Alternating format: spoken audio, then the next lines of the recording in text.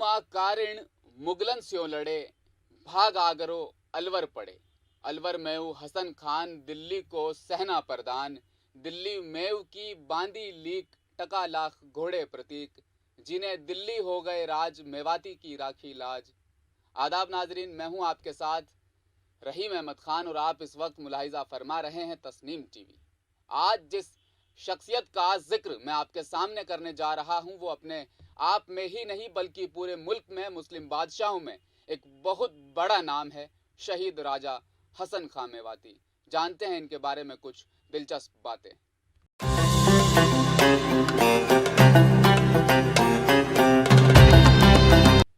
अमर शहीद राजा हसन खां मेवाती नामी किताब लिखने वाले मौर्रिख सिद्दीक मेवा लिखते हैं कि हसन खां मेवाती 16वीं सदी के अजीम मुहिब्ब वतन बादशाह थे। अकबरनामा में बयान करदा 4 जंगजुओं में से हसन खां मेवाती एक हैं।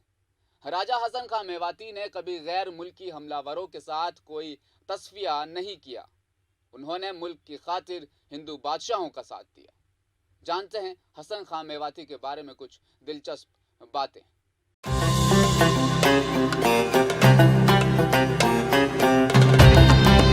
मुहिब्ब वतन राजा हसन खां मेवाती अलवर के हुक्मरान अलावल खां के बेटे थे। अलावल खां समरपाल की तीसरी नस्ल में पैदा हुए। हसन खां दिल्ली की सल्तनत इब्राहिम लोदी के चचाजाद भाई थे। इब्राहिम लोदी के वालिद सिकंदर लोदी और अलावल खान आपस में भाई थे। इन दोनों की शादी अफगान सरदार अजीम हुमायूं खान शेरवानी की बेटियों से हुई थी। हसन खां बहुत बहादुर, दिलेर, निडर और पुरजोश हुक्मरान थे। 1527 ईस्वी में जब इब्राहिम लोदी तख्त दिल्ली पर बैठा तो मेवात के 7 परगने जो हसन खान के वालिद अलावल खान से छीन लिए गए थे, इब्राहिम लोदी ने वापस कर दिए और उन्हें शाह के लक़ब से नवाजा। इस तरह राजा हसन खां मेवाती की सल्तनत अलवर से दिल्ली तक फैली हुई थी, जिसमें तिजारा, सरहता, कोट कासिम, फिरोजपुर, कोटला, रेवाड़ी, जज्जर, सोहना, गुड़गांव, बहादुरपुर, शाहपुर और मेवात का पूरा इलाका शामिल था। हुक्मरान हसन खां मेवाती ने इन तमाम जिम्मेदारियों को महारत से निभाते हुए अदा की। अलवर और मेवात को खुशहाल बनाने में कोई कसर न छोड़ी। हसन खां पहला हुक्मरान था जिसने अलवर में मुस्तहकम हुक्मरानी का आगाज किया। इससे पहले अलवर या मेवात ने कोई एक नामजद शाही रियासत नहीं बनाई थी। हसन खां के दौर में मेवात ने तरक्की की चोटी को छुआ। इनके मौसर दौर में हुकूमत मेवात रियासत की सालाना आमदनी 4 करोड़ टनक सिक्का थी। अलवर का बाला किला जो पहले मिट्टी और पत्थरों से बना था, हसन खां ने दोबारा तामीर करवाया। चूने से पक्की दीवारों पर घुंघरू और घोड़ों की तामीर ने इस मजबूती और खूबसूरती बख्शी जो आज भी फख्र से कायम है। बाबर सू जाकर लड़ो रोप दई छाती, रहतो जंग अधूरो खानवा, हसन खां जेना हो तो मेवाती। एक मेवाती वो मेवाड़ी, मिल गए दोनों सेनानी, हिंदू मुस्लिम भाव छोड़ मिल बैठे 2 हिंदुस्तानी। नाजरीन, क्या हिंदू क्या मुसलमान, सबसे पहले अपना हिंदुस्तान। गंगा जमुनी तहजीब की जिंदा आला मिसाल थे राजा हसन खां। जानते हैं इनकी जिंदगी के कुछ अहम पहलू।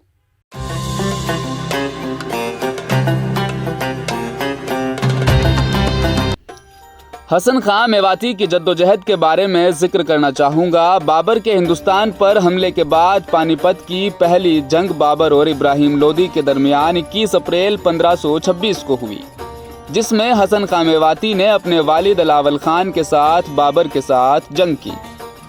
पानीपत के इस जंग में इब्राहिम लोदी की शिकस्त के बाद शाह हसन खान मेवाती भी अपने मुस्तखब सरदारों के साथ जंगों में घूमते रहे।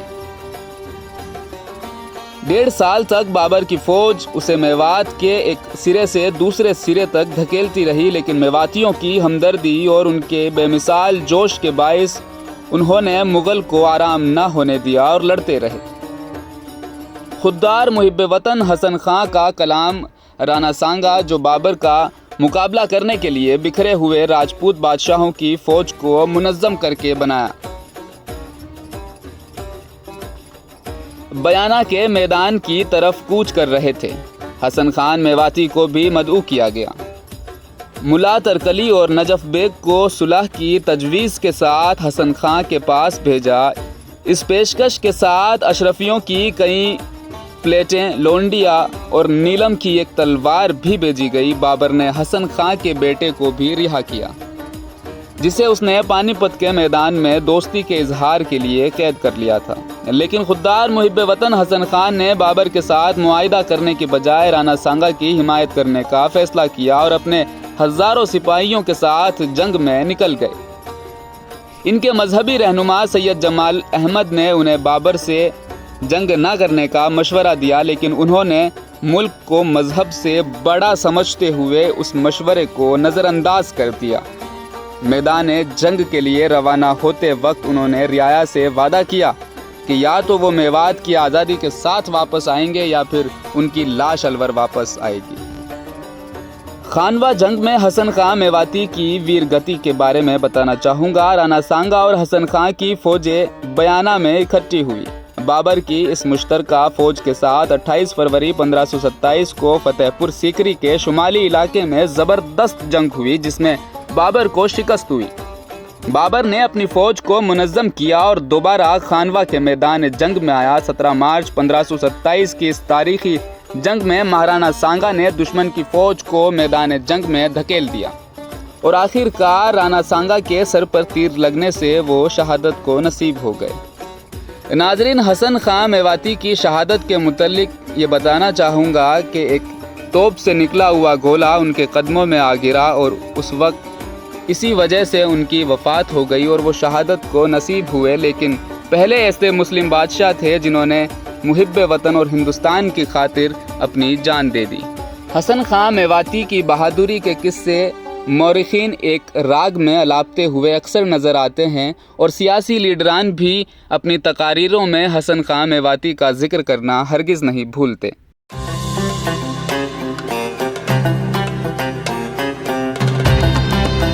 ناظرین، یہ بات قابل ذکر ہے کہ حکومت نے بہادر جنگجو حسن خان میواتی کی 1,36,00,000 لاگت سے ایک پانورما بنوایا۔